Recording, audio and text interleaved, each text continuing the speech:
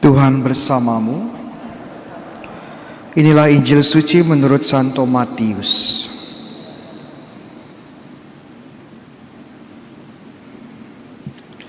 Yesus berkata kepada murid-muridnya, "Apabila Anak Manusia datang dalam kemuliaan dan semua malaikat datang bersama-sama dengan Dia, maka Ia akan bersemayam di atas tahta kemuliaannya.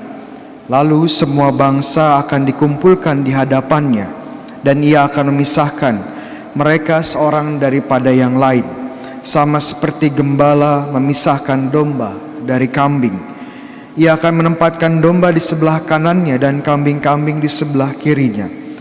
Lalu raja itu akan berkata kepada mereka yang di sebelah kanannya, 'Mari hai kamu yang diberkati oleh Bapa-Ku, terimalah kerajaan yang telah disediakan bagimu sejak dunia dijadikan. Sebab ketika aku lapar, kamu memberi aku makan. Ketika aku haus, kamu memberi aku minum. Ketika aku seorang asing, kamu memberi aku tumpangan. Ketika aku telanjang, kamu memberi aku pakaian. Ketika aku sakit, kamu melawat aku. Ketika aku dalam penjara, kamu mengunjungi aku.' Maka orang-orang benar itu akan bertanya kepadanya, 'Tuhan, bila manakah kami melihat Engkau lapar dan kami memberi Engkau makan, atau haus dan kami memberi Engkau minum? Bila mana kami melihat Engkau sebagai orang asing, kami memberi Engkau tumpangan, atau telanjang dan kami memberi Engkau pakaian? Bila manakah kami melihat Engkau sakit atau dalam penjara dan kami mengunjungi Engkau?' Maka raja itu menjawab kepada mereka, 'Aku berkata kepadamu, sesungguhnya segala sesuatu yang kamu lakukan untuk salah seorang dari saudaraku yang paling hina ini, kamu telah melakukannya untuk aku.' Dan ia berkata juga kepada mereka yang di sebelah kirinya, 'Enyahlah di hari hadapanku, hai kamu, orang-orang terkutuk. Enyahlah ke dalam api yang kekal, yang telah disediakan untuk iblis dan malaikat-malaikatnya. Sebab ketika aku lapar, kamu tidak memberi aku makan. Ketika haus, kamu tidak memberi aku minum. Ketika aku seorang asing, kamu tidak memberi aku tumpangan. Ketika aku telanjang, kamu tidak memberi aku pakaian. Ketika aku sakit dalam penjara, kamu tidak melawat aku.' Lalu mereka pun akan bertanya kepadanya, 'Tuhan, bila manakah kami melihat Engkau lapar atau haus, atau sebagai orang asing, atau telanjang, atau sakit, atau dalam penjara, dan kami tidak melayani Engkau?' Maka ia menjawab kepada mereka, 'Aku berkata kepadamu, sesungguhnya segala sesuatu yang tidak kamu lakukan untuk salah seorang dari saudaraku yang paling hina ini, kamu tidak melakukan juga untuk aku.' Dan mereka ini akan masuk ke tempat siksaan yang kekal, tetapi yang benar masuk ke dalam hidup yang kekal." Demikianlah sabda Tuhan.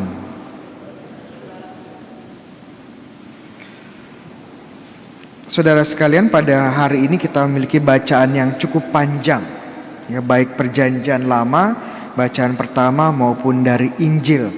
Dan kalau kita perhatikan, ya, kesamaan dari kedua bacaan ini adalah bacaan-bacaan ini memberikan kita langkah-langkah konkret bagaimana hidup sebagai umat Allah, ya, sebagai umat Allah, atau langkah-langkah konkret menjadi pengikut Yesus. Dalam bacaan pertama ini dari buku Imamat, ya, ini hampir sama seperti 10 perintah Allah, cuman lebih detail, ya, dan berisi lebih kurang larangan-larangan, apa yang tidak boleh dilakukan sebagai umat Allah.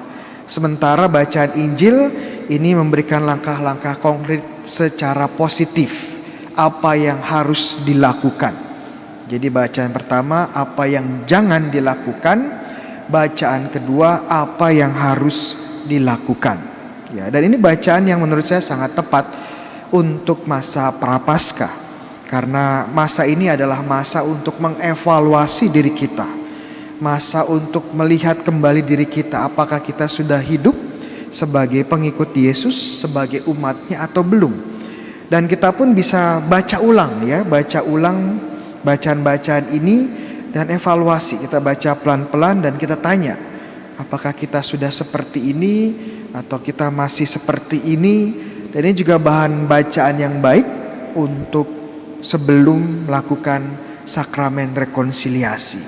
Mungkin nanti pulang kita baca lagi ya. Apakah saya seorang yang mencuri? Jangan-jangan saya seorang pencuri.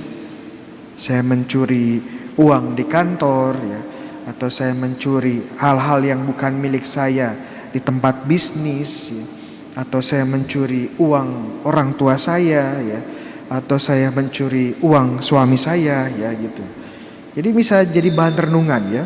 Apakah saya memfitnah orang lain, berkata suatu yang sebenarnya bukan seperti itu untuk menjatuhkan seseorang atau untuk kepentingan pribadi saya?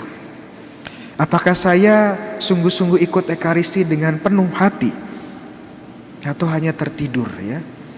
Dengerin homili Romo Bayu hanya tertidur. Ini kemudian dari Injil kita bisa renungkan. Apakah hari ini saya sudah peduli dengan saudara-saudara saya yang masih berkekurangan, yang lapar hari ini, yang haus, yang sakit. Jangan-jangan ada warga lingkungan yang gak tahu ternyata dia sedang sakit.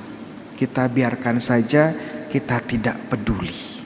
Jadi ini bacaan yang mengajak kita berefleksi, melihat hidup kita hari ini seperti apa. Ya, kita evaluasi. Jadi saya mengajak teman-teman mungkin hari ini bisa baca lagi ya, bacaan pertama dan bacaan Injilnya, untuk kita renungkan evaluasi diri. Dan yang menarik adalah dalam bacaan pertama dikatakan bahwa kita ini dipanggil menjadi kudus seperti Allah adalah kudus. Dan dipanggil menjadi kudus berarti tidak mencuri, tidak membunuh, tidak memfitnah orang lain ya, tidak berlaku tidak jujur, tidak adil. Ini menarik buat saya. Kenapa? Karena di sini Tuhan mengatakan kekudusan itu bukan semata-mata rajin berdoa. Kekudusan bukan hanya sekedar rajin ke gereja. Kekudusan bukan hanya sekedar rajin rosario atau adorasi. Kekudusan bukan sekedar ikut Bible study-nya Romo Bayu. Tentu ini penting.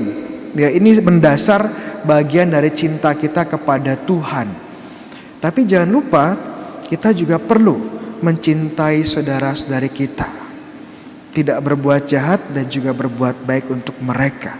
Itu juga bagian dari kekudusan.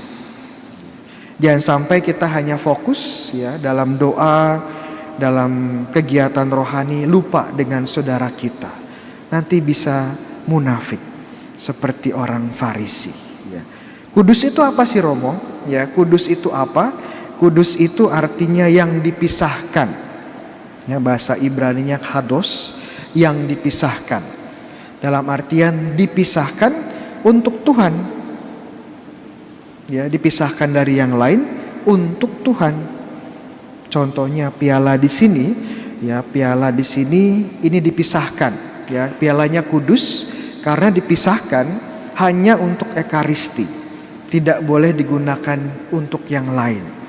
Jadi kalau Romo Bayu haus, nggak boleh pakai piala ya. Hanya untuk Ekaristi. Sama, kekudusan berarti kita ini dipisahkan untuk Tuhan. Dari hal-hal buruk, dari hidup dosa, dari pengaruh jahat, pengaruh roh jahat ya, untuk Tuhan. Dan ini sama, kenapa bacaan Injil juga dimulai dengan Yesus yang memisahkan domba dan kambing. Ya. Kenapa Tuhan menggunakan kambing dan domba ya? Mungkin karena yang di neraka itu mukanya kayak kambing ya. Mungkin ada yang mukanya kayak kambing di sini, bisa dilihat ya. Bercanda ya. Karena karakter domba dan kambing ya. Biasanya domba itu hewan yang patuh ya, yang setia. Sedangkan kambing itu cenderung hewan yang susah diatur. Ya, yang susah diatur, yang senang memberontak ya. Jadi itu kenapa dipisahkan ya. Harapannya ya, kita ini hidup kudus, hidup untuk Tuhan, dipisahkan dari hidup dosa dan dipisahkan untuk Tuhan. Amin.